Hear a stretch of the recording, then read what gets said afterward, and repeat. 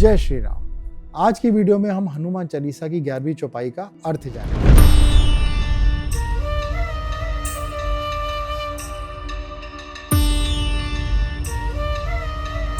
चौपाई है लाए संजीवन लखन जियाए श्री रघुवीर हर्ष उर लाए, जिसका अर्थ है कि हे हनुमान, आपने संजीवनी बूटी लाकर लक्ष्मण जी की जान बचाई, जिसके चलते श्री राम बहुत ही ज्यादा खुश हुए और उन्होंने आपको गले से लगा लिया।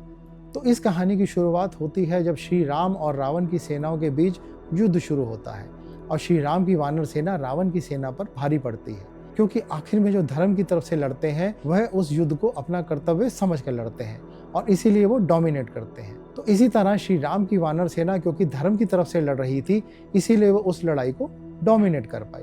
लेकिन फिर रावण ने इंद्रजीत को युद्ध के मैदान में भेजा। इंद्रजीत का असली नाम मेघनाथ था, क्योंकि उसने देवों के राजा इंद्र को हराया था, इसीलिए उसे इंद्रजीत नाम मिला था। इंद्रजीत ने शुक्राचार्य से ब्रह्मास्त्र, पाशुपस्त्रास्त्र, वैष्णवास्त्र इन अस्त्रों का ज्ञान लिया था। उसको यह पता था कि जब तक वो निकुंभला देवी यज्ञ करता रहेगा तब तक उसको कोई भी युद्ध में नहीं हरा पाएगा, क्योंकि इस निकुंभला देवी यज्ञ के पूरा होने पर उसको एक दिव्य रथ मिलता था, जिस पे बैठने के बाद उसको हराना नामुमकिन था। इसके अलावा इंद्रजीत के पास गायब होने की पावर्स भी थी, जिसकी वजह से वह बहुत ही ज्यादा खतरनाक बन जाता था। इसीलिए जब पहली बार लक्ष्मण जी इंद्रजीत के सामने पहुंचे तो बहुत बहादुरी से इंद्रजीत का सामना करने के बावजूद वो उसको हरा नहीं पाए। और जब इंद्रजीत ने उनके ऊपर शक्तिबाण चलाया तो वो लक्ष्मण जी के शरीर के बाएं हिस्से में लगा और वो बेहोश हो गए। लक्ष्मण जी के इस हाल को देखकर पूरी वानर सेना दुख से भर गई। श्री राम जी कभी भी अपना धीरज नहीं खोते, लेकिन वो भी परेशान हो गए, क्योंकि लक्ष्मण के बिना वो अपने जीवन को व्यर्थ और बेकार मानते थे। श्री राम सोचते हैं कि सीता और लक्ष्मण की जिम्मेदारी उनके ऊपर थी। अब वो अयोध्या वापस जाकर सबको क्या जवाब देंगे कि उनके प्राणों से प्यारे लक्ष्मण को क्या हुआ। लक्ष्मण जी की पत्नी उर्मिला जो एक एक दिन करके लक्ष्मण जी के इंतजार में काट रही है, उसको क्या जवाब देंगे। लेकिन फिर श्री राम ने मन को कुछ शांत किया और उन्होंने अपने भाई के जैसे ही हनुमान जी को बुलाया और उसको किसी अच्छे वैद्य को लेकर आने के लिए कहा। विभीषण जी ने हनुमान को बताया कि लंका में सुषेण नाम के एक राज वैद्य हैं, आप उनको लेकर आए, वह लक्ष्मण जी की सहायता जरूर करेंगे। जिसके बाद हनुमान सुषेण जी को लेकर आए। सुषेण भले ही लंका के राजवैद्य थे, लेकिन धर्म और मानवता के खातिर उन्होंने लक्ष्मण जी को वापस होश में लाने का इलाज बताया। उन्होंने कहा कि लक्ष्मण को अब सिर्फ संजीवनी बूटी ही ठीक कर सकती है, जो हिमालय में द्रोणगिरी पर्वत पर मिलती है, और यह बूटी उन्हें सुबह से पहले देनी होगी। राम जी को अच्छे से पता था कि यह काम हनुमान जी के अलावा कोई नहीं कर सकता, इसीलिए उन्होंने हनुमान जी को इस काम के लिए भेजा। और हनुमान जी के बारे में तो हम सभी जानते हैं कि उनके पास इमेंस विल पावर है।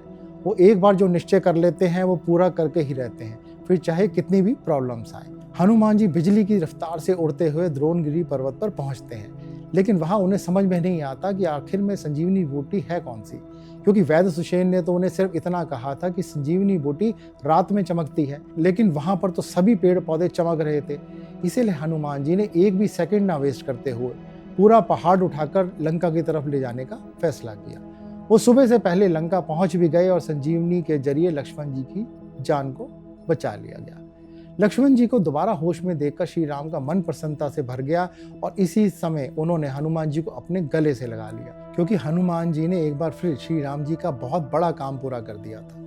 इसके कुछ दिनों बाद में लक्ष्मण जी ने इंद्रजीत के निकुंभला देवी यज्ञ को बीच में ही रोक दिया, जिसके चलते उसकी शक्तियां कमजोर हो गई थी, क्योंकि वह यज्ञ पूरा हो जाता तो वह अजय हो जाता। आखिर में लक्ष्मण जी ने अंजलि का अस्त्र का प्रयोग करके इंद्रजीत को मार दिया और इस तरह से वो युद्ध जीतने में कामयाब हो गए। इस चौपाई से हमें क्या सीख मिलती है मित्रों? इस चौपाई से हमें यह सीखने को मिलता है कि हमारे जीवन का कोई भी काम करने से पहले कई बार हम बहुत दुविधा में पड़ जाते हैं कि यह काम सफल होगा या नहीं होगा, इस काम को करें या नहीं करें। अगर वो कार्य धर्म के अनुरूप है तो इसके लिए सबसे अच्छा उपाय यही है कि अपनी पूरी विल पावर और मेहनत के साथ उस काम को शुरू कर दें और भगवान का नाम लेकर उस काम को करें, और अपना 100% अगर आप देंगे तो काम में सफलता जरूर मिलेगी। कई बार असंभव से लगने वाले काम भी व्यक्ति की दृढ़ इच्छा शक्ति के कारण पूरे हो जाते हैं, क्योंकि गिनती कितनी भी बड़ी हो उसकी शुरुआत हमेशा एक से ही होती है। हमारे हाथों में केवल कर्म करना है, और यही सारी गीता का मूल भाव भी है। जीवन में कई बार जब हम सक्सेसफुल लोगों को देखते हैं और अगर हम उनके जीवन की कहानी को देखें तो यह पाएंगे कि उन्होंने कोई भी काम बहुत छोटी इन्वेस्टमेंट के साथ या बहुत छोटे स्तर से शुरू किया था और फिर वह कामयाबी की ऊंचाइयों पर पहुंचे और वो इतना सक्सेसफुल हुए कि जिसके बारे में उन्होंने खुद भी कभी नहीं सोचा था। इसीलिए कोई भी काम केवल सोचते रहने से नहीं होता, जब तक हम उसको अपने पूरे एफर्ट्स देंगे तभी वो काम पूरा होगा और हो सकता है कि हमारी उम्मीदों से कहीं बढ़कर हो। इसीलिए प्रयत्न और प्रयास हमेशा करते रहें। तो यह थी इस चौपाई के पीछे की पूरी कहानी। अगली चौपाई का अर्थ नेक्स्ट वीडियो में जानेंगे। स्वस्थ रहिए, अपना ध्यान रखिए, अपना परिवार का ध्यान रखिए। जय श्री हनुमान, जय श्री राम।